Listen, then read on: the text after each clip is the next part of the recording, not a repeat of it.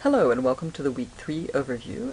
I'll just talk here about how to organize yourself in sorting out the readings for this week and how what we're doing this week fits in to the course overall. Okay, so this information is in the course guide, but I just wanted to go back over it because there have been some questions in tutorial this week, the course structure and how that relates to the podcast that we're doing in these opening weeks. So the course is organized into 5 themes. We're in the first of those themes now. This is our last week of the first theme. Weeks 1 through 3 cover basic foundations, and these are things that we're going to draw on all the way through the course, but they are also much more abstract than these same issues will come up in all our subsequent weeks. So this is harder going these first 3 weeks than it's going to be once we finally get into our more applied themes. Then we move into weeks 4 and 5, which look at debates over different forms of knowledge and ways of knowing. We're looking at science and how science understands itself and how it has been criticized and defended itself. Weeks 6 through 8 we'll do a big block on political systems.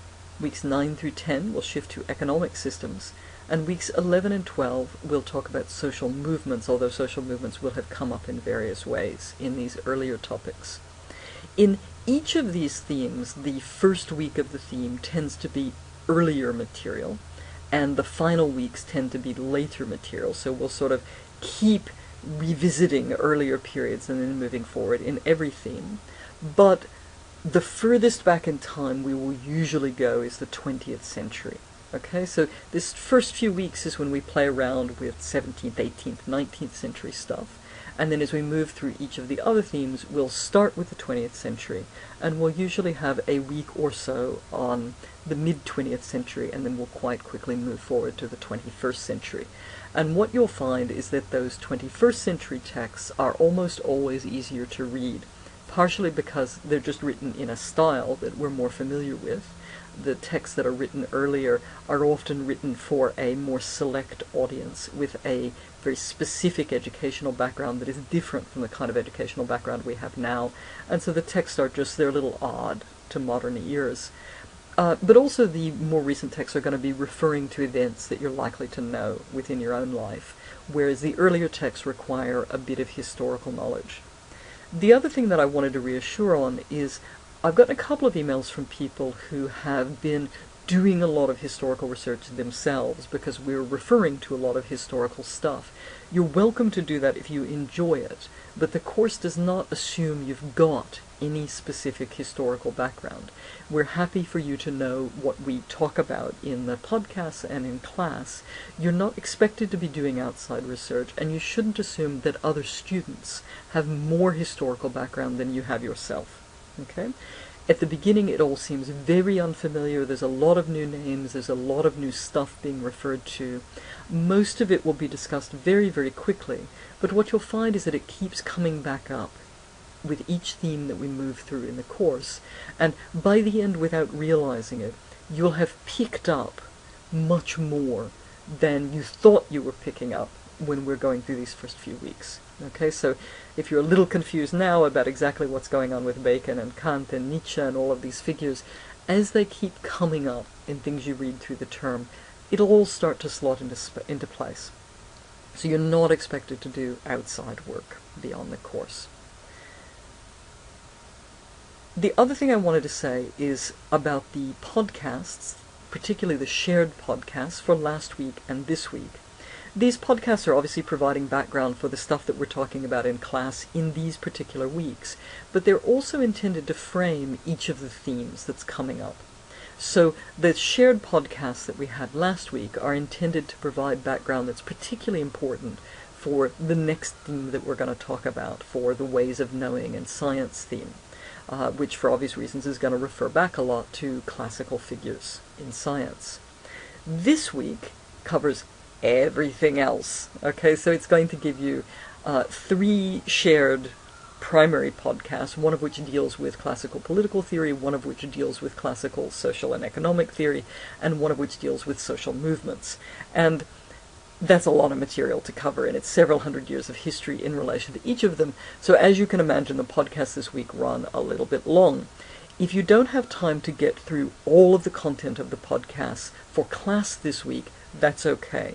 Try to get through what you can, get through your standard hour or so that you'd normally allocate to a lecture. But gradually watch all of these podcasts as you go through, and whether you watch all of them this week or not, you probably want to return to the podcasts at the beginning of each related theme, because that's when we're going to be drawing on this material. Okay, so the podcast this week and the podcast last week are laying groundwork that we're going to revisit, that the texts you're reading are going to refer to and are going to sort of assume you know something about. So these podcasts are meant to make it easier when we get to that material. Listen to as much as you can.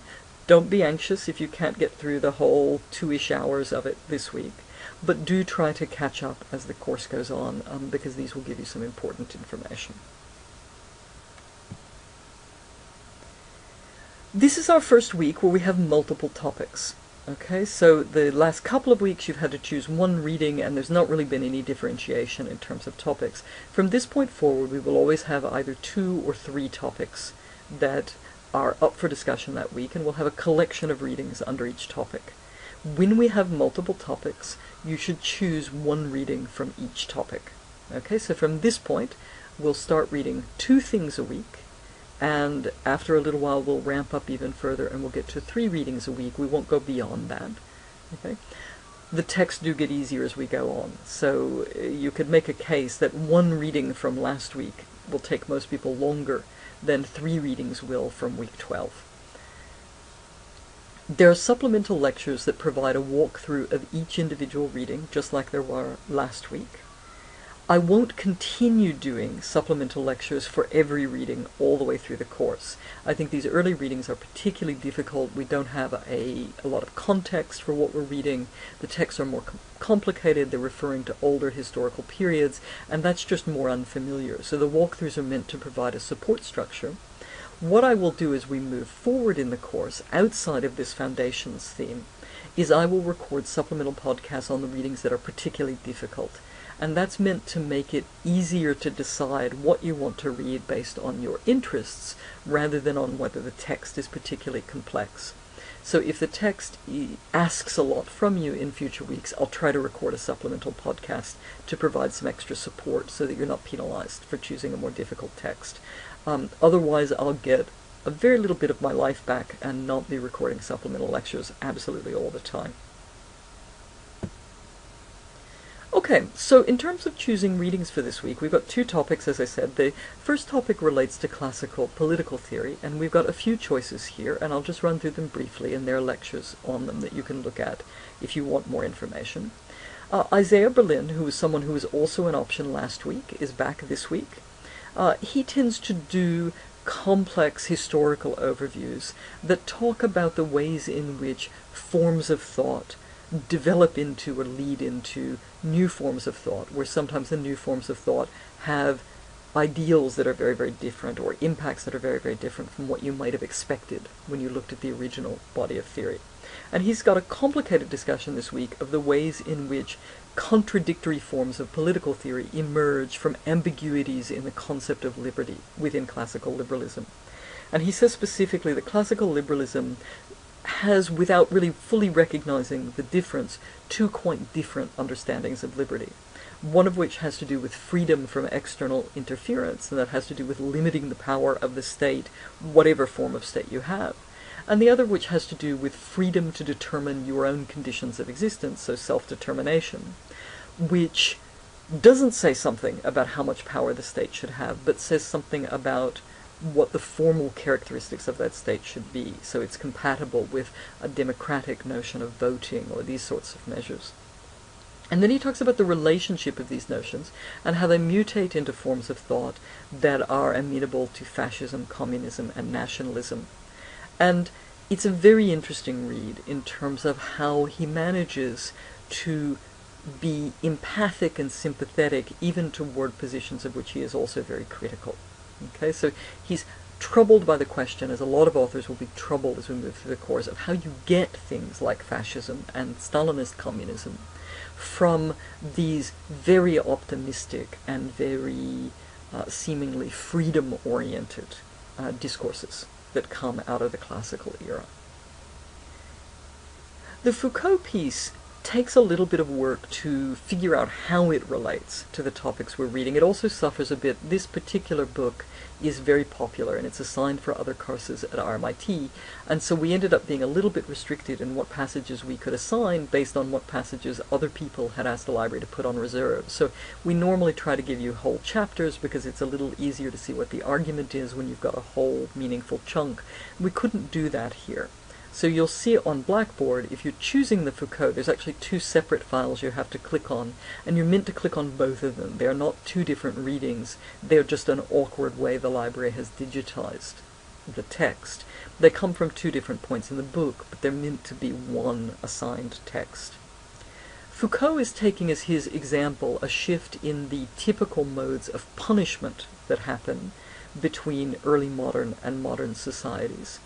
And he associates this with the rise of a surveillance society, a growing power of experts, and the development of what he calls disciplines that are disciplines in both kind of an academic sense and also in the sense of a bodily discipline. He emphasizes particularly Bentham, whom we all meet in the common lectures this week, and notions of efficiency and utility and how they factor into contemporary understandings of punishment. He is not primarily or solely interested in prison systems, even though that's what he's going to talk a lot about. He thinks that there's a general model that emerges in these systems that affects all kinds of institutions, hospitals, educational systems, and society in a very widespread sense, and that it is implicated in the development of particular kinds of self. And then in this category we have Lazordo, and Lazordo is an excerpt from a book. It is a critique of the self-understanding of the liberal tradition, which understands itself as a progressive force that expands and expands and expands notions of individual liberty. And Lazordo is going to question whether that expansion comes from within or without. One of the things he does in the selection we have is he's highlighting pro-slavery positions and also defenses of the colonial system by figures who are inside the classical liberal canon.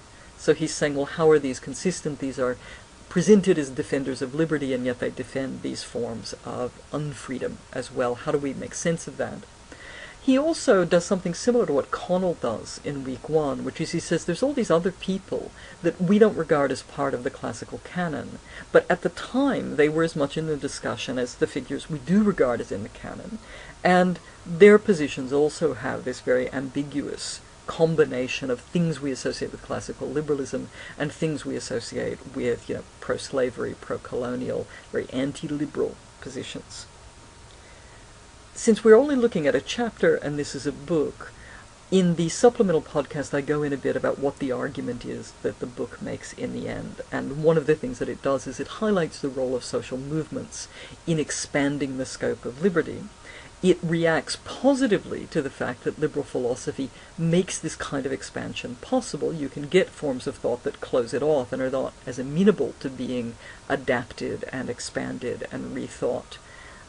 He also talks about the fact, though, that a number of important liberalizing reforms, particularly things like the abolition of slavery in the US, don't happen through this kind of expansion. They're kind of despotically implemented. Okay, so he's asking to think about what it means that these things happen in this way. And the topic 2 readings are reflections from 3 different historical periods on what capitalism is, what its critics are, and how valid the criticisms are. Joseph Schumpeter is the earliest text. It's the shortest reading in this category for this week. It's also quite difficult. It's very dense. He's arguing with other people. He's not really spelling out what the arguments are that he's pushing back against. You're sort of expected to know. And it comes from the middle of a very long, complicated book. So if you're going to do this reading, I'd strongly recommend listening to the supplemental podcast first. I think it will really clarify what's going on. He makes some really interesting methodological reflections on the difference between theory and prediction. There were a lot of linear predictions about how society was going to develop from the 18th and 19th centuries. And by the mid-20th century, most of these predictions look like they're not going to happen. History's taken a drastically different turn. And this forces a reassessment of the methodology of the social sciences, and Schumpeter reflects on that. Then he gives what is his classic definition of capitalism, that it's a process of creative destruction. Okay, and you can look to the supplemental podcast for more detail about what that might mean. He's writing this at a point when even people who are advocates of capitalism expect it's going to be replaced by socialism, and we'll look at these positions and the debates over this when we get to the economics topic. He has an extremely complicated engagement with Marx. He's read Marx very closely, and he's read him fairly well. And he's appropriating elements of Marx's theory in an attempted defense of capitalism, but acknowledging that Marx was right, that there are ways in which capitalism suggests that it's going to bring about its own destruction. Okay, for Schumpeter, it's going to bring about its own destruction not because it's failing, but because it's succeeding particularly well and in ways that tend to make certain kinds of criticisms of it rise and lead to kind of political pushes to overcome it, even in mainstream governmental systems. Hirschman's writing a bit later, and he's summarizing a range of theories from the 16th century forward, predicting the ways in which capitalism is expected to affect social bonds. Some of them think it will have a positive impact, some of them think it will have a negative impact, and even the ones that think that it's going to have a negative impact don't agree with each other on why it's going to have a negative impact. Again, we're in a situation where there are these very linear predictions. None of them seems to pan out. And Hirschman's making very similar methodological reflections to Schumpeter here, saying that maybe prediction's not so important as it used to be believed to be. We need an analysis. And what's interesting here, he thinks, is that actually if you start combining these contradictory forms of theory together, you actually get a better theory than if you stick with any one of them alone. It has some relationship to Berlin's argument about pluralism in the political reading from this week. And then we have Friedman and Rogowski. They're the most recent text. It's a fairly simple text to read. It is long, and it summarizes a lot of historical material. It covers a lot of ground, but it will probably be the easiest one to make sense of if you stick with it. The other thing I want to mention, and this is just a quick reference, particularly for the students who were in the Thursday tutorial this week, people asked whether Kant had written directly on the French Revolution, because obviously there are sort of hints about looming revolution in the text of his that we looked at this week. And at the time the question was answered, I actually couldn't myself remember if there were a place he addresses it directly, although you'd expect him to. He's known to be a fan, a supporter. But his formal work makes a very strong claim that revolution is wrong. It's just that, like the text we read this week, it makes that claim in conjunction with assuming that you've got a state whose laws are compatible with the rules of reason. So the issue of what happens when you get an actual state whose rules are not terribly compatible with reason is left ambiguous. What I've done is, in between that tutorial and now, I've found a text of his that does address the French Revolution directly, and if you're particularly curious, I will try to find some time over the next few days and record a brief supplemental piece on that, and I'll drop it into the supplemental folder for this week. And that's all.